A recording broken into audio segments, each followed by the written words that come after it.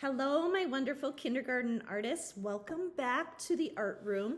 So today we're gonna take out our fall reflections. This was done the first day of our project. Remember where we drew our Y trees with oil pastels, and then we folded our paper in half again, closed our paper, and rubbed with the card to transfer the oil pastels to the bottom to create our reflection in the water. So today what we're going to do is we're going to add our fall colored leaves to our branches. And each table section is going to get one paper plate of colored paint, fall colored paint, and brushes. So when you get that plate of color, what you're going to do is you're going to take your brush and dab it in the paint, and then you're going to choose one or two trees to dab and create clusters of leaves. So we're not doing individual leaves, we're doing clusters of leaves to give the illusion that there are bunches of leaves together. Then what we're going to do is once we have that paint dabbed onto the top, not the bottom, we're only painting in the top part of our tree, we're going to close our paper, we're going to rub, and magically, there's our reflection of the leaves from the tree at the top to the water at the bottom. We're going to continue that with all of our colors today.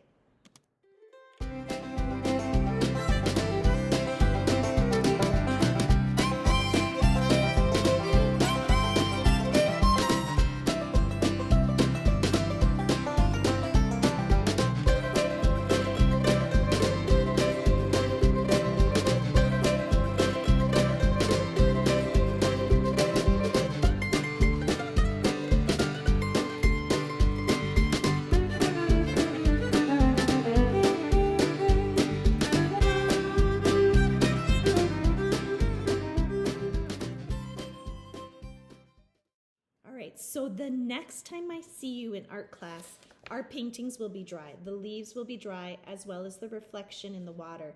And we are going to then add some grass and the water to the bottom of our reflection. Can't wait to see you. Be ready to create. So for those of you who stuck around to the very end, I'd like to share a little tip about how I manage a large class size of 23 kindergartners and tempera paint.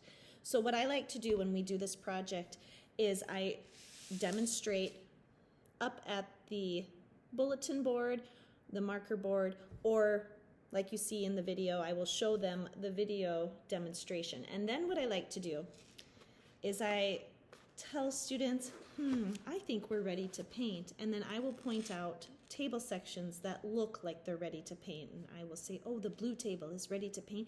I see they have their hands in their lap, their voices are off, they're ready to go. And then you'll see quickly that the other students who are wanting to paint, if not ready, will get ready. And so what I do is I usually have one plate with one fall color. And we brainstorm together as a class what those fall colors might be. Purple is one that's not said very often, but I do use purple, brown, orange, yellow, red, and a green, as a matter of fact. And those are 6 colors. I have 5 tables in my classroom, so what I do is I start off by placing the plate of paint and 2 brushes at one table, the table that's obviously the quietest, and then you will see quickly how the rest of the tables will straighten out and be ready to paint. And then as I'm walking around passing out the other colors, there's 1 extra plate. So if a table finishes early, that table will get that extra plate of paint. And then what I like to do is I like to rotate the plates in a circle in my classroom so that I make sure that everybody at every table is getting the same colors in the same order. So for example, with my 5 tables. You will notice that this is the purple table. This table may have orange. And then when this table is done, all 4 students or 6 students have used that color of paint, I will then transfer to the next table over here. And then when that table is done with that color, it will move to the next table and so forth and so on. So I keep those colors of plate moving in a circular rotation so that each student will eventually get all of the colors that are available on the plates. And then with cleanup, I have a song that plays. It's called the cleanup song. It automatically plays 5 minutes before the end of art. Sometimes we get through all the colors, sometimes we don't. It just depends on the day. What we don't finish will continue the next time. And sometimes I make little notes as to what table had what color last, so that I know for next time what table will need certain colors next time. I have a large drying rack over here.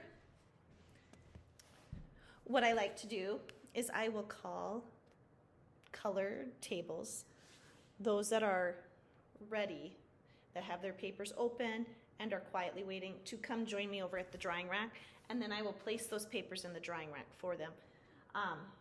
When I see another table that's ready, then I will call that table and they will bring me their papers. Once I call a table, they are then ready to go to the sink and wash their hands. Some art teachers I'm very jealous of. They have these wonderful sinks, or they have multiple sinks in their classroom. I have, unfortunately, just one utility sink. And that will be another video where I show you how I manage 23 kindergartners using one utility sink and 5 minutes of cleanup time. Okay, so I will share that in another video.